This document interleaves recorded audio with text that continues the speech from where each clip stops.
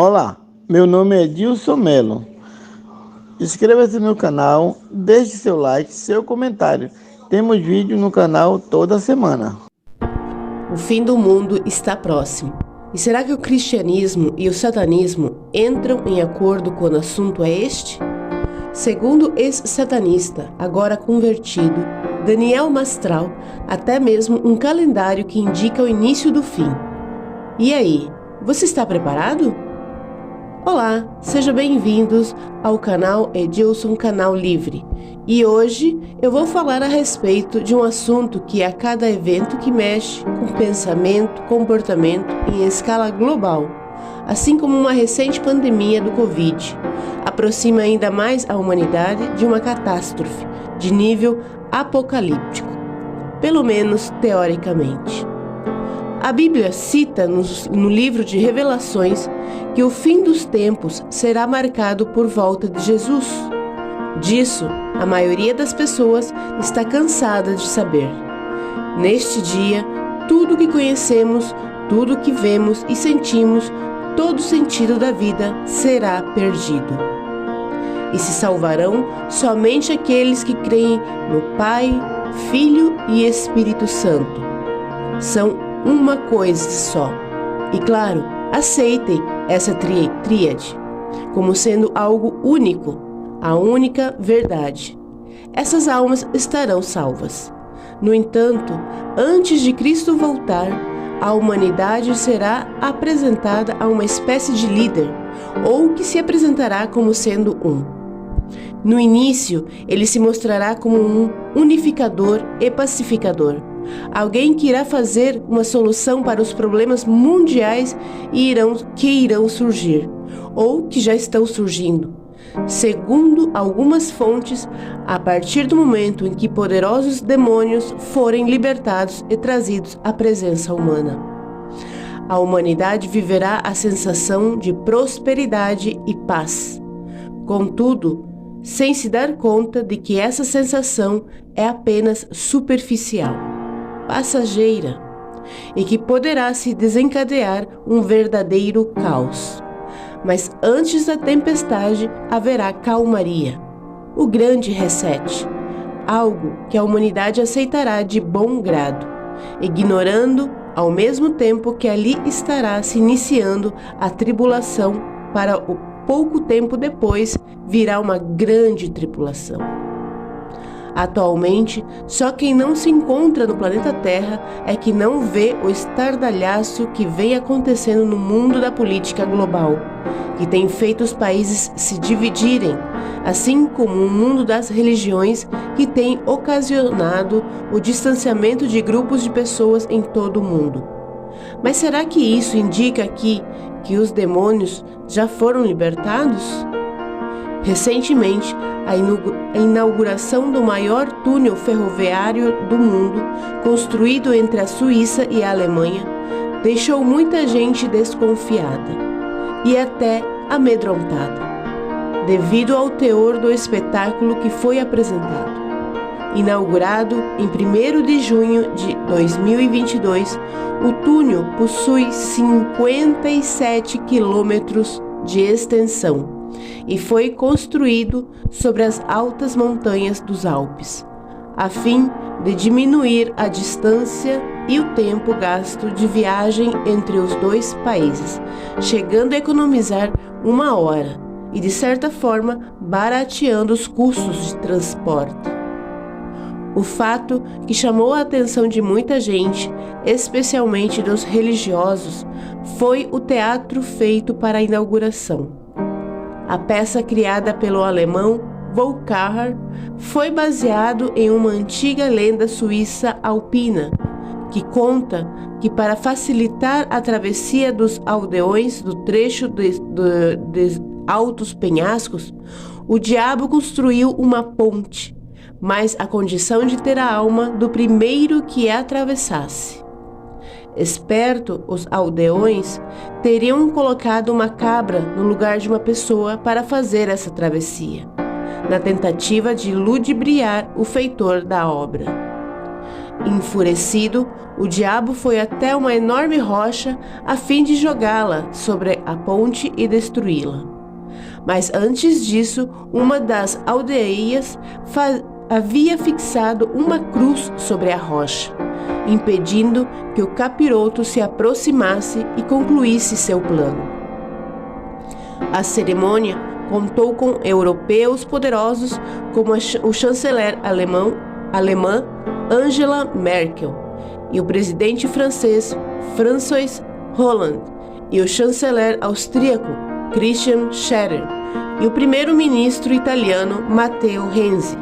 Porém, grande parte dos seus presentes e do público que assistiu à transmissão pela TV viram nessa festa uma premissa para que a humanidade haverá de vivenciar.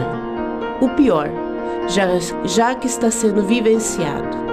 Em outras palavras, tratar o evento como um bizarro e desrespeitoso, uma vez que os adereços, figurinos e imagens simbólicas surgiram temas do apocalipse, do paganismo e da magia negra. Outro tema que assusta boa parte da população e é pauta de reuniões como o Fórum Econômico Mundial é o chamado Grande Reset, que consiste em reiniciar o atual modelo do capitalismo e promover o desenvolvimento mais sustentável. As medidas propostas por este modelo mudariam completamente a economia mundial e também os aspectos ambientais. Calma, eu explico. Como o fórum aconteceu no início da pandemia do Covid, os idealizadores deste modelo, apoiados por gente como o Príncipe Charles, propuseram criar indústrias mais sustentáveis, um mundo mais saudável e próspero. Ou o que inicialmente pode parecer uma iniciativa válida, segundo os antagonistas da ideia, na prática, o plano proposto é um pouco vago e pode resultar no fortalecimento do papel do Estado. De acordo com o chefe do fórum, Klaus Schwab, além de um mundo mais sustentável, a ideia era pôr fim aos subsídios dados aos combustíveis fósseis. Era a intenção também gerar um maior imposto sobre a riqueza, determinar novas regras sobre o trabalho, entre outras medidas, o que para os especialistas contrários à ideia pode acabar gerando uma interferência em diversos aspectos nos atuais padrões de vida. Políticos conservadores e instituições financeiras, diversos meios de comunicação e até mesmo instituições religiosas são contra tal modelo e criticam a iniciativa por ela ser uma ameaça à economia global e à liberdade individual. Uma vez que o controle de tudo isso acabaria nas mãos do Estado, hoje, pelo menos na maioria dos países, isso é algo impensável. Uma outra coisa preocupante relacionada ao fim dos tempos, mas que não é de hoje que vem sendo testada, é o uso de uma substância retirada do processo de oxidação da adrenalina, um dos hormônios que possuímos. Tal substância é uma molécula chamada adrenocromo. Tudo bem se isso fosse apenas uma questão voluntária em que um adulto fosse até um banco de sangue e doasse a sua parte para alguma instituição prática e benéfica. Porém, acontece que seu uso tem sido feito de forma implícita e ilegal, e bota ilegal nisso. O que se fala a respeito do adrenocromo é que pessoas de grande poder aquisitivo estariam utilizando para fins de rejuvenescimento e pagando muito, mas muito caro por isso. Até aí tudo bem, também. Afinal, quem não gostaria de descobrir o fonte da juventude? O problema está na forma que estão usando para obter essa molécula. De acordo com as fontes, crianças entre 7 e 10 anos seriam assediadas e levadas a um determinado local, Então, elas precisariam ser aterrorizadas sob tortura, a fim de gerar adrenalina suficiente no organismo. Mas até chegar a este ponto, a criança em questão já estaria se aproximando de sua morte.